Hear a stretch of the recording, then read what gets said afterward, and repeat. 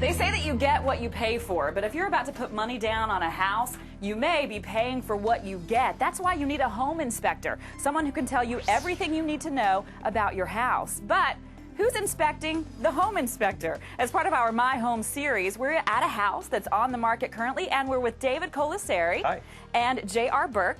They're both from the National Association of Home Inspectors. Welcome to the show, guys. Thanks for having us. Now, this is a big deal for people. You buy a house, it's probably the biggest purchase you're ever going to make in your life.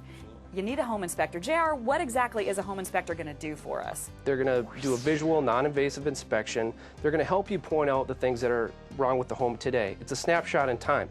They may not be able to point out everything that's going to happen in the future, but they're going to point out some red flags for you. What I often say is a home inspector is a lot like a family physician. What that means is when you show up to the office, they're going to help you diagnose the problem and help you figure out if you need additional diagnoses down the road. Okay, so we're outside of this house. It is hot out here. Let's go inside and maybe diagnose what's going on in here. Okay. Sounds great. Sounds good. Come on.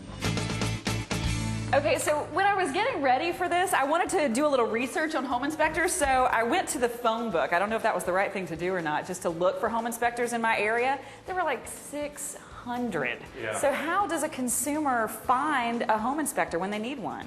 Well, as a rule of thumb, you're going to get what you pay for. What that means is not every home inspector is created equal. So what you want to do as a consumer, you want to do your own homework. You want to go out, determine if the person belongs to an association like NAHI, figure out if licensing is required in your state, and so on, and just make sure that they're the right inspector for you. Okay, so David, doing your homework, it could be kind of a tough task, I would think, for a consumer to do. How do you know if you're getting somebody that you trust once you've looked a little deeper? Yeah, that's a good question. And I guess I don't expect the consumer to know everything about the home inspection industry nationwide, but a couple of easy questions you could ask the inspectors. One, how many inspections have they done? Also ask how long they've been in business. Ask if they're state certified in their particular state that they're doing the inspection. Some require certification, some don't. And most importantly, ask if they've belonged to a national association such as NAHI. Now, I was just going to be blunt here. This is the first time that I've heard of the National Association of Home Inspectors. How do we know as consumers that we can trust you guys?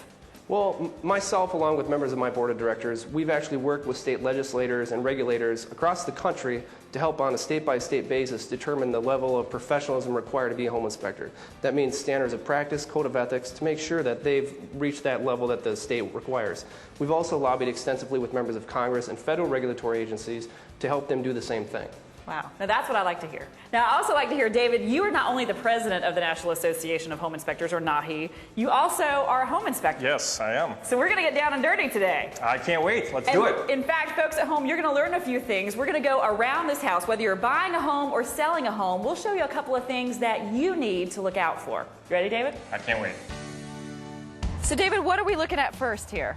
Well, Beth, this is real simple. I'm looking at trip hazards and safety hazards. We have an amateurly installed sidewalk here. You can see they're just pavers. People can trip on them, fall on them. Same thing with this amateurly installed patio. They can trip. Also, houses with balconies, they may have balusters that are far apart where children can actually stick their heads through and create a safety hazard that way. Wow. Stairs that are unlevel. Real simple trip hazards that every house has and that the homeowner who's selling the house could eliminate without, spending a whole lot of money. It's a good thing we didn't trip on those trip hazards back there. Yeah, that's for sure. Beth, here's another real simple thing that home inspectors look at. It's the grading around the house. For every 1 foot away from the home, the grading should go down about an inch. If you can extend that ratio 4 to 6 feet away from the house, that's what we consider proper grading, okay? If it is not that way, over long term, it may affect the home, okay? Another thing that's real simple are the gutters. In this particular situation, we have gutter guards. Some of them are collapsed. That may hamper the flowage of the water. Also, this particular gutter is lower than this gutter. Oh. So that you might get some ponding in this area. You want all of the gutters to be directed towards this downspout and then directed away from the home about 6 feet. Wow. Okay, Beth, the last thing I'm going to show you outside is some amateur wiring. This is something home inspectors find all the time. First of all, if you look at this light fixture outside, it's broken. It's hanging by its wires. Obviously, it's not in good condition. But most importantly, if you look at this wire that's coming to the light fixture, it doesn't have a bushing going to the fixture. It's just kind of hanging there. It's just amateurly installed, and there could be some safety hazards there. And this is something routinely that home inspectors find on properties. Now, Beth, let's head back inside where I can show you a couple more things. Okay. Well, Beth, now we're going to look at some basic plumbing underneath the sink. Common things that home inspectors find are amateur plumbing or leaks.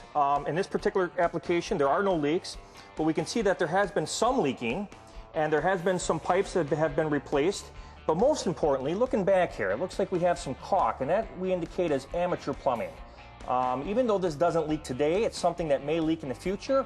So therefore, that particular situation here that you might want to get a plumber to look at it and just to verify that everything's working okay for you. Here's another real simple thing that home inspectors look for. Beth, look up here. This particular filter is a intake for a furnace and an air conditioner. As you can see, it's not really clean. It tells the home inspector that this unit hasn't really been properly taken care of, and it could mean that there's more internal issues. This actually should be clean and should be maintained once a month. Again, this particular situation, a home inspector is going to focus in a little bit, more on. That's gross. Looks like I've been taken care of in years. I agree.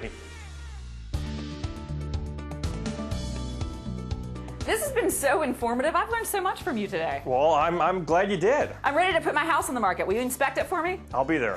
Thank you, both of you, so much for being here today. Thank you. It's been really, really a pleasure. Now, if you are looking for a home inspector or if you want to learn more about the National Association of Home Inspectors, you can check out their website, which is nahi.org.